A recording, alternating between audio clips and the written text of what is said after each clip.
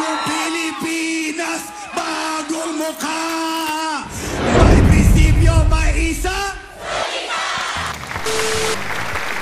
Yo! What is up mga kababayan? Kumusta? Mapagpalang araw nga pala sa ating lahat. At saka magandang buhay rin sa ating lahat mga kababayan. Hey! Wala na mahabang intro pa. You already know who this is. Ivan na naman mga kababayan, ang pinakabulol na vlogger sa mundo ng YouTube. Pero masarap ho magmahal yan. At saka nakapagpatanggal ho ng stress. And of course, nakapagpaganda ho sa inyong mukha. Bakit? Eh siyempre, laging na-exercise ho ang ating mukha sa kakatawa. Lagi ho yan sinasabi ng mga doktor na laughter is the best medicine. Kaya mga kababayan, libreng-libre ho na tumatawa tayo. Even ho na yung content na hinahawakan natin medyo stressful, lalong-lalo na yung about sa politics and sa government, siyempre medyo stressful mga kababayan. Kaya nga ginanito ko ho pag balita para hindi kayo ma-stress ng todo. Ako nang bahala sa inyo mga kababayan. Ako nang bahala.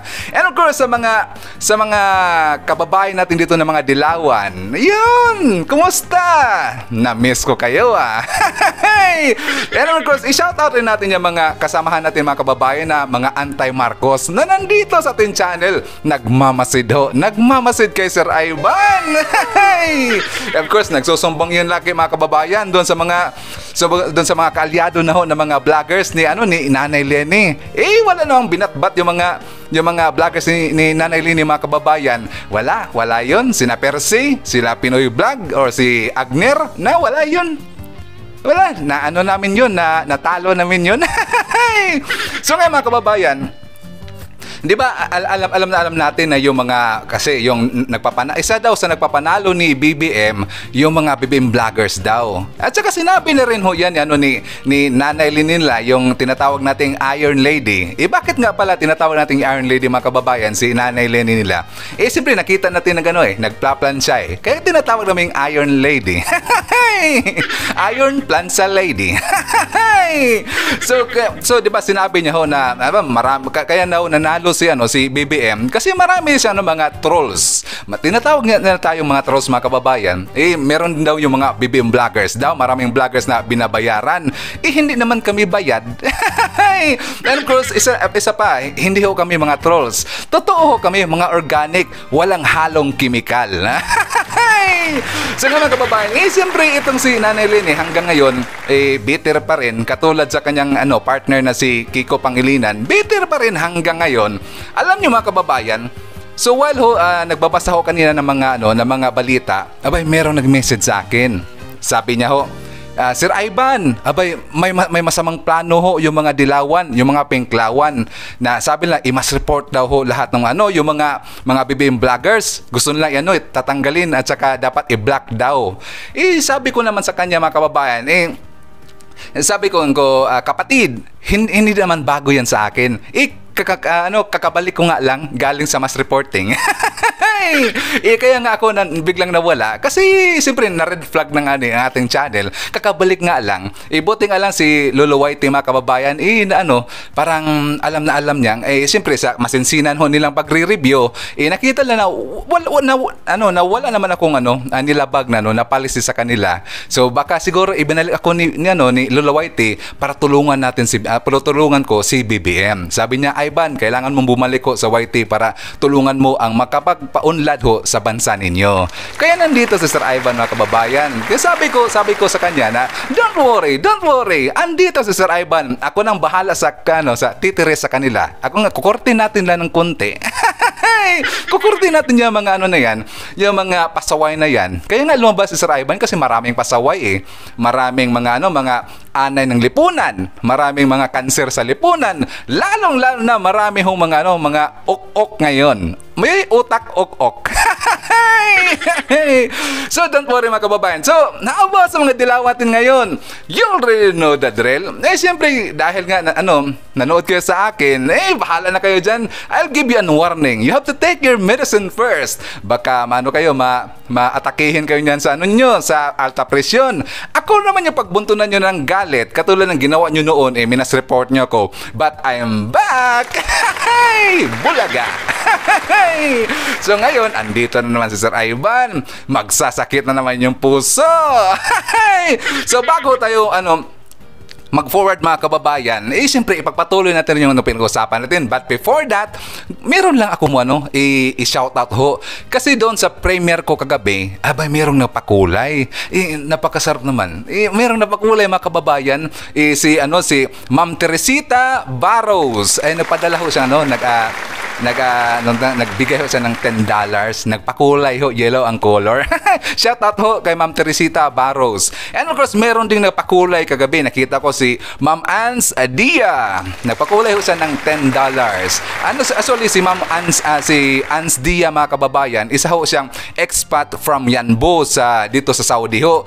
Sabi niya, from 1980 to 1992. Pero ngayon, andun ho siya ngayon. She's now watching from Los Angeles, California. Palakpakan naman natin si Ma'am Ans Dia mga kababayan. Yan. Then of course, shout out rin kay Ma'am Jima Avaria. She is watching from Negros Occidental.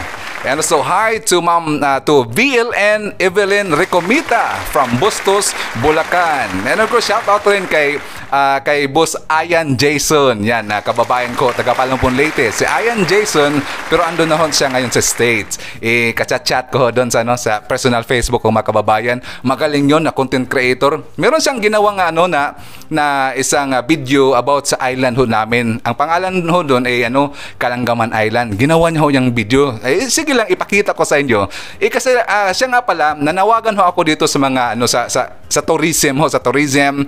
Kung sino merong mga video about sa mga islands niyo or sa mga resorts niyo, no problem ho, i-feature natin yan. Tutulungan ko kayo. Tutulungan natin yung tourism ho sa Pilipinas mga kababayan. Magtulungan tayo kasi ganun ang ganun ang Pilipino Hindi naman utak virus yung mga BBM supporters Itutulungan natin yung tourism mga kababayan. Kung meron silang i-forward sa akin na video, ipakita natin dito yung beach ho nila. Basta hindi lang masyadong mahaba. So of course, shout out rin kay Ma'am Francia Salonga. Shout out daw sa kanyang anak na nasa Australia, si Ariel Salonga Jr. At sa kanyang kasamahan niya sa trabaho. So nga mga kababayan, siyempre magpatuloy natin. Alam nyo ho ba, iwan ko kung bakit hindi umepekto yung mga katropa ni Nanay Lenny. Yung mga yung mga vloggers nila, meron silang mga binabayaran. Siyempre nga pala naalala ko. 'Di ba si Nanay Lenny nila ang pinaka top ads spenders. Marami advertisement ho sa Facebook. Marami nakita ko. Ganito ang laki mga kababayan yung nabayad niya ho. Meron dito 35.29 million. Napakalaki naman. Siyempre kay Kiko naman mga kababayan, yung nabayad niya ho sa Facebook ads, umabot lang 14.3 million. Napakalaki naman. Si Isko, umabot ng 13.3 million. At saka kay Ping Lacson, umabot ng 12.8 million mga kababayan. Sa kabuuan na yan ng campaign rally nila. Malaki yung nabayad nyo sa Facebook, no? Hindi umepekto kahit mayroon pa sila mga bayarang mga vloggers dyan. Si Percy! Kumusta na si Percy? Ngumingiwi ka na ngayon So nga mga kababayan, siyempre marami mga BBM vloggers. Siyempre ang ginawa naman namin dito, kaya nga sila siguro medyo namin para information dissemination kasi ang ginagawa namin mga kababayan. I-shared namin yung lahat ng mga magandang gawain ni BBM at saka tinulungan rin namin sa kanyang pangampanya. Hindi ho kami mga trolls, nakikita ho kami. Iba ho ang trolls. Kasi ang trolls, iba-ibang pangalan yon sa Facebook meron kang taga-India, meron sa Pakistan. Kami, nakikita nga ako, andito ako. Mga kababayan, kasama ba ako sa BBM Vloggers? So nga mga kababayan, balikan ho natin yung nagsabi sa akin na merong merong daw masamang plano yung Pinklawan. I-take down daw kami. Anyways, wala na problema sa akin kasi nakabalik na ako. Ngayon mga kababayan, yung listahan hindi ho ako nasama ngayon. Wala ako kasama sa listahan mga kababayan. Yung mga kasamahan rin natin na mga ibang BBM vloggers. Alam ko ang maapektuhan dito ngayon yung mga vloggers na nandyan sa Facebook. Bakit? Siyempre hawak na hawak nila yung Facebook Kaya nga ayaw ko magpo-post doon sa Facebook mga kababayan. Hindi ko masyadong napopost ng mga video. Dito lang sa sa YouTube. Kasi sa YouTube mga kababayan, iba ho ang palisiyo nila dito. Iniba na ho. Kasi 'di ba, katulad sa akin na mas-support ako. Ngayon, nalaman nila na wala akong nilabag na policy. Wala na so for the in the next time, wala na bakit itong si Ivan wala nang tong ginawa, parang gustong i-support pa rin. So wala na, i-stop na nila 'yan. Parang na kami na iwan kong term na 'yan, basta parang naging immune. Immune na kami, kaya salamat nga pala sa YouTube team. Yan ang question ngayon, meron ho akong ipapakita sa inyo. Di ba yung mga fake chicas nandyan sa Facebook? Yung Rappler, andyan ho ang Vera Paz. Alam nyo mga kababayan, gulat na gulat ako. Meron akong nakitang video actually gumawa ho nito, yung si Bin Pascua ho. Siya nga pala, shoutout natin yung mga members ho ng INC. Ayan, palakpakan naman natin mga kababayan. Kasama ho natin dito yung mga members ho ng INC. At saka mababait nyo mga kababayan, mga idol ko rin yan. Kasama sa mga idol ko yan, yung INC members. And of course, ang Net25 pala mga kababayan, siyempre connected ho sa INC. So while nanood ako kanina sa news mga kababayan, doon ko nalaman kung magkano pala ang ibinayad ng financer, ng US financer sa mga sa fact checker, yung si Rappler, saka si Vera Paz. Abay, napakalaki naman mga kababayan. Panoorin natin to. Ben Pascua, pasok! Ang laging sigaw ng Robredo supporters sa social media ay matatanggalan na ang bansa ng freedom of speech kapag naupo na si presumptive President Bongbong Marcos na binoto ng sila mayorya. Sila diktador dito mga kababayan. Pero hindi ba ang mga Robredo supporters sa tulong ng mga komunista ang siyang talagang nagsesensor o nagtatanggal ng freedom of speech sa mga mamamayan maging sa mga mamamahayag? Dahil kung hindi sang-ayon ang iyong post sa oposisyon, asahan mong ikaw ay mabablock sa Facebook. Yan Tama. ang isinambulat ni Rigoberto Tiglao sa kanyang column sa The Manila Times sa araw na ito na may pamagat na "Do the Reds and Finks control Facebook? It's fake fact checkers." Dagdag pa ni Tiglao, noong Mayo 15, Fake fact siya ay checkers. nag-post sa Facebook ng babala sa mga estudyante ng UP at Ateneo na masama ang kanilang sasapitin kung sila isasapi sa napakadelikadong Communist Party o New People's Army. Sa kabila nito, Tama. agad na bilnak ng Facebook ang kanyang post kasunod ng notice na "Your post didn't follow community standards." One-sided at bias ng Facebook. Bakit? Ang kumukontra nito ay ang US-funded Rappler at ang Vera Files. Ipinakita din ni Tiglao sa kanyang column na galing sa website ng National Endowment for Democracy o NED sa grant search na ang Vera Files ay tumanggap ng $428,600 o 22.4 million pesos mula 2018 hanggang 22.4 million. 2021. Vera Habang ang Files. Rappler naman ay nakatanggap ng $462,000 o 24 million pesos sa parehong peryodo. Isa itong nakakabahan ng ebidensya na ang Facebook ay kontrolado ng mga komunista at ng oposisyon. Vin Pascua para sa mata ng Napakalaki mga kababayan. Meron talaga silang financer dyan sa US siyempre yung mga financer dyan sa US ayaw na makaupo si BBM. Kaya parang ginakatasan nila dito yung Rappler at saka yung Vera Paz. Ngayon Vera Paz saka Rappler, alam na namin klarong-klaro na ho yan. Hindi ako nagsabi. Si Ben Pascua ho nagsabi na meron hong data ho nakita, isang report ho sa website na binayaran ho kayo. So ngayon mga kababayan, may klaro yan. Alam nyo naman to mga kababayan, itong mga dilawan na nandito, laging nagsasabi na sa mga kalyado nila na mga dilawan na nagpapakalat daw ako ng fake news. Walang fake news dito. Meron ho akong basihan mga kababayan. Para play safe po lagi si Sir Ivan. Play safe tayo. So ngayon Vera Paz, anong comment nyo dito? Comment down below. And of course, bago tayo magpapatuloy mga kababayan, mamaya meron tayong pag-uusapan nakakagulat. Dito na masasaktan yung mga dilawan mga kababayan. And of course, bago tayo patuloy, gusto lang i-shout out si Ma'am Lourdes Josefina si Alforque from Lapu-Lapu City. And of course, shout out rin kay Ma'am Nor Mangaba. She's watching from Cairo, Egypt. And of course, hi din to Ma'am Gloria Santera from Bacoor City. Shout out rin kay Ma'am Estela Piurada, isang silent viewer natin mga kababayan. And of course, shout out rin sa sa YouTube channel na Das Music Blog. She's watching from Japan. And of course, kay California Girl. Sabi niya, shout out natin si Floy Sakay and my family sa Bilyaba, Leyte, mga Ladagas family. Actually, taga Bilyaba, Leyte rin ako, ma'am. Floy Sakay, taga Bilyaba rin ako. And of course, shout out sa mga taga Leyte ho, Palumpon Leyte, sa Kananga, Tacloban, Ormoc, at saka sa buong Southern Samar. Yan, shout out sa inyo lahat. And of course, huwag natin kalimutan, kahapon nakalimutan ko mga kababayan, ay shout out natin lahat ng mga BBM supporters. Ngayon, mga Marcos loyalist second generation na sila mga kababayan, yung mga BBM supporters, ikasama na ako doon. And of course, mga DDS ho, yung mga DDS na sumuporta kay BBM at saka hindi Sara. And of course, shout out rin sa mga ating original na mga Marcos loyalists, ang mga legends. So, mga legends. Siya nga pala sa mga new viewers, mga bagong viewers ko dito. Yung mga senior citizen natin mga kababayan, ayaw kong tawagin na senior citizen. Ngayon, tatawagin na natin sila ng legends. Yung mga legends. L-E-G-E-N-D-S. Legends. Ibig sabihin nun yan, maraming karanasan. Talagang well knowledgeable na ho. Kaya nga yung mga kababayan natin na siyempre kung meron kayong itanong tungkol sa mga martial laws, mga nangyayari ho noon sa kapanahonan ni late President Ferdinand Marcos, itanong ho natin sa mga legends natin, muntik na senior citizen eh. Itanong nyo ho yan. And of course, shout out rin kanina, shout out ko na yung INC members. Also, shout out rin yung mga El Shaddai members, kasama rin natin dito.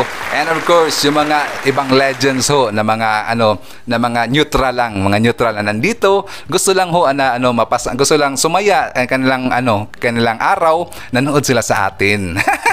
And also, mga silent viewers dyan. Yan, maraming salamat to. Marami tayong mga silent viewers. At saka, inimbitahan ko lang kayo mga silent viewers. Pwede naman kayo mag-comment sa baba kung ayaw nyong magpa-shoutout. And also, mga kababayan, siyempre, meron akong request. Meron akong request si Sir Ivan. Kung nakagustuhan mo ang ating pinag-usapan natin ngayon, yung mga topics natin, pwede naman kayo mag-like, mag-share, at saka mag-subscribe na rin. At saka alam nyo mga kababayan, meron na ho tayong bagong button, yung join ho. Yun, andyan sa gilid ho sa ng subscribe button. Pwede ho kayong mag-join. Ang tawag niyan para magiging member ka ho dito sa ating channel. Maraming mga benefits mga kababayan. Nakakatulong rin tayo dito sa channel at saka meron din tayong mga matutulungan ho ng mga tao yung doon ho sa Leyte. Mga needy people. Katulad ng mga binigyan namin noon ng mga bata, yung mga police, yung mga sa panahon ng pandemya ho natin. Tsaka marami tayong proyekto po soon. Meron tayong gagawing mga programa ho or foundation. So, siyempre, ganun si Sir Ivan ginawa na namin po ho noon, gagawin pa rin natin ngayon. Yan, kasi nakabalik na si Sir Ivan So, mga kababayan, kanina, naglibot-libot ho ako. Meron tayong dapat tirisin. Itong matang to, parang pasaway Parang pasaway kasi. Sabi niya kasi itong si Vince, itong post na kanina si Vince, talagang binakbakan ho ito ng mga kababayan natin, mga kababayan. Mga ibang mga BIM supporters kasi nakita ho ang post niya. Ang pinost na kasi mga kababayan, dahil nga ito, dilawan to Sabi niya, putang ina, ayaw ko magsabi niyan. Sabi niya, putang ina, ibagsak nyo kami, ibabagsak namin ang gobyerno. Sabi niya, magbagsakan tayo dito.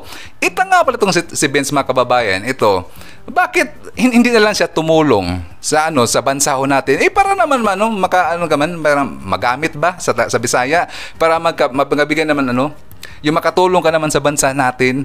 Dahil ba sa natalo yung manok nyo? Maging ganun na ba? Dapat i-accept nyo ho. Parang nagiging ka na yung utak mo nagiging ok na Parang kasamahan ka na sa Tagayope, yung nagiging aktivista ka na.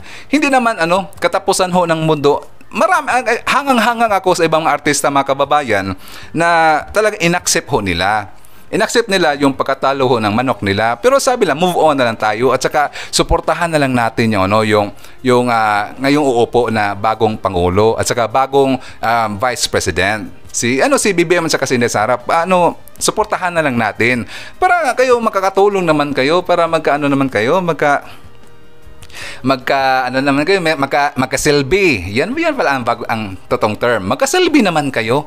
Huwag na kayong kumontra sa government. Kung kukontra kayo, magkaproblema lang kayo. Meron kasi tayong anti-terror law, baka makakasuhan pa kayo yan. Magkaproblema pa tuloy kayo. Kung siyempre, kung darating naman sa next na election, iwan ko kung mananalo pa rin yan. Andan si Inday Sara eh. Andito pa rin kami, sasuporta pa rin kami. Kukuretin pa rin namin kayo. Siyempre, sinabi na ngayon yan mga kababayan merong sinabi ho si Attorney Gadon. Si Attorney Gadon mga kababayan, meron siyang pasabi. Sabi niya, i-post ko lang ho dito. Sabi na, ito na talaga ang katapusan ng dilawan. Dati, naghihingalo na sila. Ngayon ay talagang wala na. Siyempre, bakit mga kababayan? Ngayon, di ba, makaupo na si BBM. Siyempre, sa sunod naman, si Inday Sara naman. Kaya nga, lagi, paano na, hindi na sila mananalo? Kaya nga, lagi kong sinasabihan ito mga dilawan mga kababayan na, mag-hibernate lang muna kayo. Magbakasakali kayo na mananalo, mga siguro after 100 years. Di ba, after 100 years mga kababayan, matulog lang muna sila. Kung ayaw nga nila dito sa Pilipinas, wala, no problem. Umalis kayo. Doon kayo sa ibang bansa, katulad ng isang bilyonaryo na umalis lang. Katulad doon sa isang mga dilawan ngayon. Si Julina Magdangal nga mga kababayan, nagpaplano na, di ba? Sabi niya, pag mananalo si BBM, aalis na lang sila ng Pilipinas kasi wala daw pag-asa ang Pilipinas. Tanga itong si Julina Iwan natin ang korte ng mga kababayan wala yun sa isip walang problema. Umalis lang kayo dito sa Pilipinas. Nandito ho kami tutulong ho kay BBM tsaka Inday Sara. Tsaka sa buong government ho, tutulungan namin yan. Siyempre para sa atin, isang bangka tayo isang bangka, dapat magtulungan. Dapat i-accept nyo na lang kung sino na ang mamumuno. So ngayon mga kababayan, bago tayo magpatuloy, shout out na naman tayo para hati-hatiin natin. Kasi yung iba kasi mga kababayan baka magtampo na hindi ma-shout out So gusto na i-shout out si Sir Jerry Di Miguelio. Yeah, he's watching from Swiss. And of course, hi to Sonson. She's watching from Kuwait. Hi, shout out rin kay Dominic Perez. Hi also to Marhalog. He's watching from Bahrain. And of course, hi to Erlenda Farinas. She's watching from USA. Shout out rin kay Sir Noel Bautista. And of course, hi to Sir Leonardo Paragas, ang ating new subscriber mga kababayan. And of course, he's from London, UK. So ngayon patuloy natin mga kababayan. Meron lang kaming paalala kasi nagbigay kasi ng news kanina na yung barangay election mga kababayan i-reset daw nila. Siyempre, sabi dito ayon kay House Majority Leader at saka incoming House Speaker na si Martin Romualdez mga kababayan, para daw makatipid ang pamahalaan sa gastos para sa pandemic at saka economic response. Dapat daw i-suspendihin na muna yung barangay election. So malamang i-reset nakatakda ho sa 2024. So 2022. So after 2 years, siyempre forward lang ipagpaliban lang muna natin para yung budget magagamit dito sa ating pandemic response mga kababayan. At saka alam niyo kung meron ng sweldo yun medyo tumataas na yung sweldo ng yung nawala lang yung dito ko. Yung listahan ko mga kababayan, medyo tumaas na yung sweldo ng mga kababayan, yung sa barangay officers, yung barangay kapitan, mga konsehales, medyo tumaas na yung sahod nila. Nakita ko i-post ko, i-post ko lang dito. Medyo tumaas na yung sahod siyempre yan, good news rin yan. At saka meron din isang good news mga kababayan. Tatak Duterte ito. Di ba ang bansa natin merong utang nagkakahalaga yun yung 300 billion. Yes, 300 billion sa mga kababayan sa BSP. Alam niyo ba? Binayaran binayaran ho na BBM. Sabi dito sa balita ho, government fully pays 300 billion. BSP loan ahead of deadline. Sabay, napakagandang balita yung mga kababayan. Hindi pa nga umabot ho sa deadline mga kababayan, nabayaran na ng mga Duterte administration yung 300 billion na utang ho. May palakpakan naman natin yung mga si PRD at saka sa Duterte administration. No? Palakpakan naman natin. Napakagandang good news niyan mga kababayan. So ngayon, patuloy tayo. Jump naman tayo. Of course, shout out rin sa lahat sa mga sa mga nag-join ho dito sa ating channel, sa mga nagpa-member ho. Maraming salamat. At saka meron ding nagtanong sa akin mga kababayan, paano daw mag-join? I-press niyo lang naman yung join button diyan sa baba, at saka i-press pa rin kasi lalabas pa rin join button, saka lang. The rest, kung ano mga payment options. So, kung sa may gusto lang naman mga kababayan, sa may gusto lang naman. So nga mga kababayan, 'di ba, dahil nga balita ngayon yung about sa bigas. Abay, naging big deal ho ito ngayon sa mga dilawan. So masakit kasi yung puso nila dito about sa bigas na, 'di ba, bababa daw yung presyo. Siyempre meron na silang nakitang isang tindahan mga kababayan. Yung isa sa mga ipinakita ko sa inyo, yung umabot ng 20 pesos yung bigas ho. Abay, parang finact-check nila. Finact-check ng Rappler. Siyempre kasi sinabi kasi dito mga kababayan, isa ho sa mga vlogger na magiging 20 kada kilo ang presyo ng bigas simula Mayo 16. The other days pa lang daw ho. Sabi na bababa daw yung presyo. Abay, finact-check ho ito ng Rappler. Alam nyo naman ng Rappler, medyo allergy sila dyan Basta magandang balita mga kababayan, allergy sila dyan So ngayon mga kababayan, finact-check ho. Ngayon, let me educate this Rappler. Rappler, na miss kita. Alam kong andyan ka nanonood ka sa akin Let me educate you. Actually, yung sinabi namin, hindi ko alam bakit sinabi ito sa vlog na to, May 16, pero meron na akong nakita na nagpresyo ho ng 20 pesos. Hindi ho yun fake news. Andyan ho sa isa sa mga sa mga tindahan ho sa may Quezon area. Sa may Quezon area ho yun mga kababayan, meron na talagang nag 20 pesos doon. Sanduming pa nga yun, Sanduming. Pero hindi naman sinabi na yung government na ho ang nagpa-implementa noon. Implementa pala. Nasa yung term ko, nagpa-implementa ho 'yon. Actually, ang nagpababa doon, siyempre ang businessman ho mismo. Meron kasi tayo mga agricultural firm mga kababayan. At saka isa rin 'yan sa mga adhikain at saka programa ni BBM soon sa pag-upo niya ho. 'Di ba pababain yung nag-promise si BBM na pababain niya yung presyo ng bigas. Sabi kasi mga dilawan mga kababayan, imposible daw. Para sa akin mga kababayan, nag-research kasi ako. Hindi naman kasi imposible yan. Anything is possible. Bakit? Tingnan nyo ho yung Vietnam. Alam nyo ho ba yung in-export nila na presyo ng bigas, 20 pesos? 20 pesos ho, pwede nyo i-research niyan. 20 pesos ho ang ang export presyo ho nila. Ibig niya ho sabihin mga kababayan, yung presyo ho ng Vietnam, original price niyan, hindi yung export price. Mas maliit pa ho. Baka siguro nasa 11, nasa 12, ganun ho ang presyo niyan. Hindi naman siguro yung presyo doon sa businessman doon sa Vietnam 20, tapos ang ipabili nila dito pag export na 20 pa rin. Hindi naman, wala silang walang ginansya yan. Wala siyang walang profit. So meaning mas mababa pa ho ang presyo ng Vietnam kaysa atin. Kayang-kaya naman yan mga kababayan kasi nag-research yan si Sir Ivan yan. Pwedeng gawin ho yan ng government. Kaya alam ko kay BBM. Kaya nga pagsabi niya na kayang-kaya to ng 20 pesos. Kasi ang gagawin kasi dyan mga kababayan, pababain lang naman yung fertilizer. Yung fertilizer at saka yung ibang gagamitin ng mga chemicals about sa agriculture doon sa mga palay. Mapababa lang ho yan. Hindi ho yan imposible. At saka isa pang pwedeng gawin mga kababayan, opinion ko lang naman to, dapat yung mga farmers ho, dapat suportahan na yun ng government. Kung meron na silang existing ngayon na mga area na pinagtataniman, ang gagawin ho ng government yan, i-expand ho nila yung area, yung land area. Kung marami silang matanim na palay, siyempre liliit rin ng costing noon. kung malaki lang mga kababayan yung pag-taniman nila, siyempre liit rin yung costing. At saka meron pa isang way mga kababayan. Itong mga agricultural firm ho, yung malalaking businessman ho naghahawak ng mga agriculture, pwede naman silang gagawa ng isang mga anong tawag doon, mga economic food areas ba yan? Nakalimutan ko lang ang pangalan.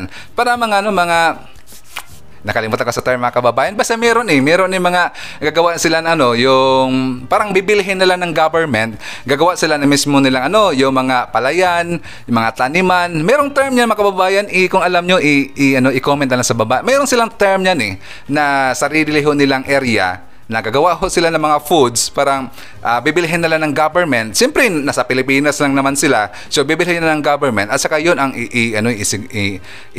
ipagbili ho sa lahat ng mga mamayang Pilipino. Medyo bumaba ho ang presyo niyan. Yan ho isang tatlong nakikita ko. Nakalimutan ko yun lang term last. Pasensya ho, nakalimutan ko lang. Marami inisip si Sir Ivan ngayon. Ito kasi ito kasi mga gunggong na mga dilawan. Ginagalit niyo minsan inasar niyo minsan si Sir Ivan Pero anong asar pa rin tayo. Asarin natin, kukurtin natin yan. Don't worry, andito si Sir Ivan. So nga mga kababayan, siyempre i-shoutout rin natin si Sir Ma'am Dilia Samonte. She is watching from Hong Kong. And of course, hi to Sir Domingo Hunasan. He is watching from Isabel Leyte. And of course, shout out rin kay Ma'am Beth Alcala. She is watching from Abu Dhabi. So ngayon mga kababayan, ito ho ang nag-viral ngayon. Nasaktan masyado ang mga dilawan dito mga kababayan. Alam nyo bakit? Di ba ho, may plano na silang i-revise yung tawag nito, parang i-revise ho yung history. Yung history ho ng mga kababayan, yung tawag ko dito, yung historical revisionism. Nabulol si Sir Ivan. Siyempre si mga kababayan, si Sir Darrell kasi, meron siyang gagawing movie ho. Alam nyo ba na nakatakda na hong ipasa niya dito sa Viva Films? Meron siyang proyekto mga kababayan. Ang title ho is Made in Malacanang. Made na MAID. Parang made na kasambahay yung word ho. Made in Malacanang. So ang parang ipinalabas dito mga kababayan na yung The Last of 70 story ho dito sa kanyang movie, yung The Last 72 Hours na andun ang mga Marcos ho sa Malacanang. So ginawa niya ho yung storya noon. Ngayon, umalma ho ang mga dilawan ngayon. Talagang meron silang pagbabanta ho dito kay Darrell Yap mga kababayan. Binantaan ho nila.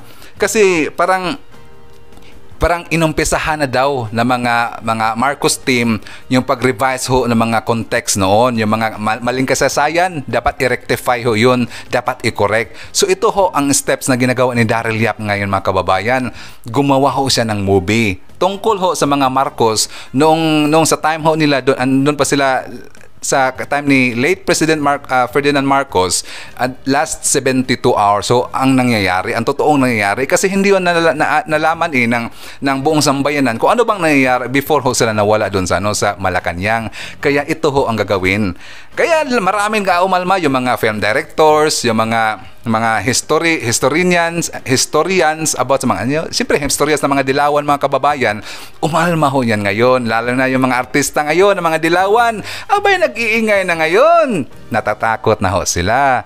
Kaya sabi ho nila, sinabihan dito kung yung mga film industry, sasabi nila mga parang slave of people in Malacanang, ginawa nilang pangit na title mga kababayan. Sabi niya, yung Made in Malacanang, dapat slave of people in Malacanang daw. Sinabihan pa nila si Darrell Yap mga kababayan na kung nabubuhay lang daw si Lino Broca, babarilin daw yun. Parang siyang babarilin daw si Sir Darrell Yap ni Lino Broca kung nabubuhay pa lang daw. Kilala niyo ho ba si Lino Broca mga kababayan?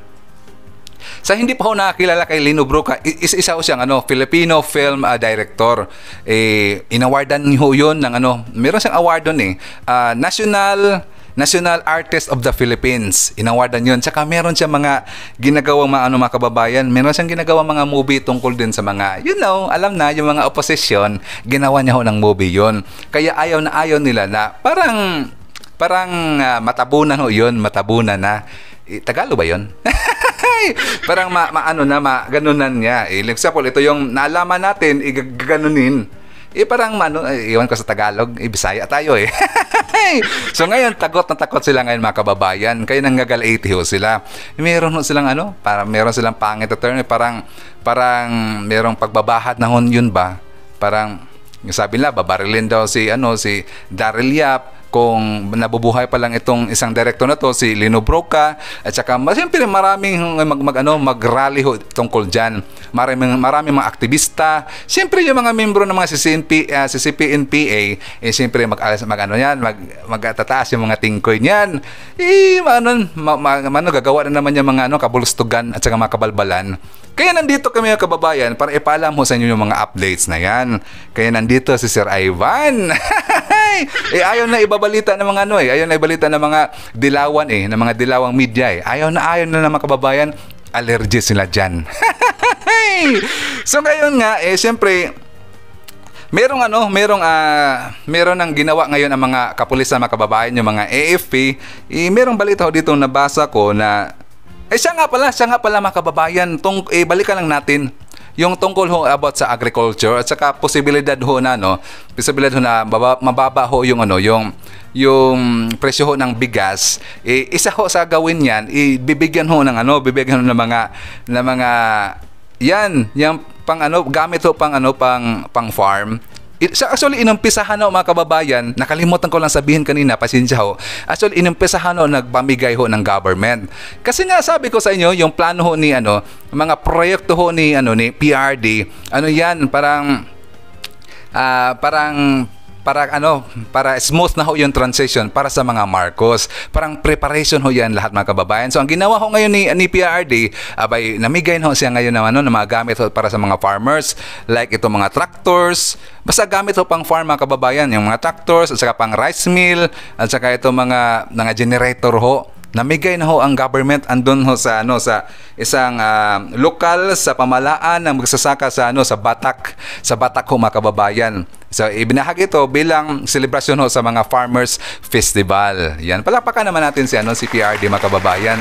Sabi ko nga sa inyo na palang yung mga proyekto ho ni PRD, parang preparasyon ho yan sa pagpasok ng mga Marcos. Ayan. So masasakta naman dito yung mga kababayan. Masasakta na naman dito. Siyempre, ganun tayo Ngayon, siyempre, sinasabi dito mga dilawan, nagpapalaganap daw tayo ng fake news. Meron akong basihan. Merong basihan ho si Sir Ivan. Hindi ho fake news yan. Nasa tabloid ho yan. At saka sa mga balita ho yan sa mga ibang mga media ho na hindi mga dilawan. Kasi kayo, hindi kasi kayo magbabalita na mga ganyan Kaya kami nang bahala dito. At saka alam nyo mga kababayan, siyempre nag-ready na ho yung mga kapulisan natin, mga AFP, at saka mga buong pangkat na sa mga military, dahil nag-ready na ho sila ngayon sa pag-inaugurate siyempre i-proclaim na ho si BBM. Proclaim ho si Inday Sara, 'di ba? Maraming ayaw, maraming nagkukontra, kaya nag-ready na ho ngayon ang mga yung AFP ho. At saka yung mga police, military, lahat nag-ready na ho sila. Mga posibleng mga meron mga attacks na mga terorista or siyempre yung mga yung mga aktivista, yung mga mag-rally, dapat protektahan nila si BBM ngayon at saka si Inday Sara. Siyempre ayaw na ayaw makaupo itong ayaw na mga dilawan tsaka mga pinklawan. At saka pala yung mga dilawan mga kababayan at saka yung liberal nga pala, ayaw na sila magpatawag na liberal. Ang tawag na sa kanila Angat Buhay NGO. Gumawa silang sariling government mga kababayan. Kung baliktarin natin yung Angat Buhay, alam nyo na yan, Tanga Buhay NGO. Sa mga kababayan, maraming salamat ho kung nakaabot ko dito sa portion na ito. Sana nakapag-like na ho tayo, nakapag-share, tsaka nakapag-subscribe na rin sa hindi pa ho nakapag-subscribe. At saka inimbitahan ko rin kayo na sana mag-join dito, magpa-member ho sa ating channel. Meron tayo araw-araw ho tayo mga kababayan, mag-update sa inyo. Tsaka maraming tulong ho yun. At saka sa mga silent viewers natin dyan, maraming salamat ho. Alam ko yung mga silent viewers natin, sabi ho nila, hindi daw sila nag-i-skip ng mga ads natin. Ay maraming salamat naman ho. Sabi na, Sir Ivan, mga silent viewers o kami, don't worry. hindi kami nag-skip ng mga ads. Maraming salamat ho. And kasi mga kababayan, huwag kalimutan ho na mag-pray ho tayo lagi, araw-araw. Kasi ang prayers ho, siyempre, ang prayers ho, napaka-powerful ho niyan. Mag-pray tayo kay Lord Jesus Christ. Ihingiin natin ang kanyang na sana protektahan ho tayo at saka meron tayong good health. Hingin natin kay Lord Jesus yan mga kababayan at saka i-pray natin mga kababayan kay Lord Jesus na sana protektahan ho si BBM at saka si Inday Sara kasi maraming mga may maitim na budhi diyan na may masamang balak ho sa pangulo natin at saka pangalawang pangulo. So ngayon mga kababayan, dapat magpasalamat rin tayo sa mga blessings natin na natanggap araw-araw at saka sa mga blessings ngo na hindi natin nakikita. Dapat magpasalamat ho tayo kay Lord Jesus. Kasi lagi kong ipaalala sa inyo lagi na yung prayers napaka-powerful ho niyan. It takes only 4 minutes to pray. Just close your eyes and say thank you. At saka hingin yung gusto nyo ho kay Lord Jesus. Don't worry, ibibigay niya ho yan in a miraculous way. Yan. Maraming salamat mga kababayan and see you on my next video. BBM Sara, BBM Sara, pagkakaisa patungo sa ginhawa. BBM Sara, BBM Sara, para sa kinabukasan naming mga bata. BBM Sara, BBM Sara, walang imposible na kapag nagsama-sama. BBM Sara, BBM Sara, ang presidente at ang bisi na mahal ang